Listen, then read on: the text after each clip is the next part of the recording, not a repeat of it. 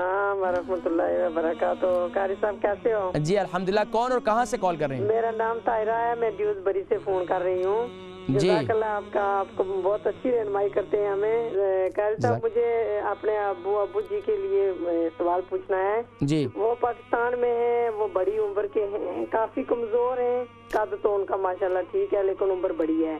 तो वो सिगरेट बहुत पीते रहे हैं, अब सिगरेट तो छोड़ दिए लेकिन डॉक्टरों ने कहा था कि 60% जो लंग्स है वो काम कर रहे हैं, बल्कि इससे भी कम हुए होंगे। और वो जो भी दूध वाली चीज खाते हैं ना तो उनको इन्फेक्शन बहुत हो जाता है, बहुत ज्यादा इन्फेक्शन रहता है। उनको शक ये होता है कि मैं दूध वाली चीज खाता हूँ या केला वगैरह, वो दांत भी नहीं है तो खाने के लिए कुछ इतना खास नहीं। उनके लिए प्लीज कोई रहनुमाई करना। मैं अभी आपको जवाब दे देता हूँ। मैं भी जितने कॉल्स हैं अभी सर 10 में जवाब दे देता हूँ। वो ये करें, उनको कहें कि एक तो फ्रेश हल्दी पाकिस्तान में भी मिल जाती है आसानी से, फ्रेश हल्दी का कावा बनाएं उसको और इसके अंदर जिंजर भी डालें। ये जो है सुबह के वक़्त में हर खाने के तकरीबन घंटे और आधे घंटे के बाद ये इस्तेमाल करें।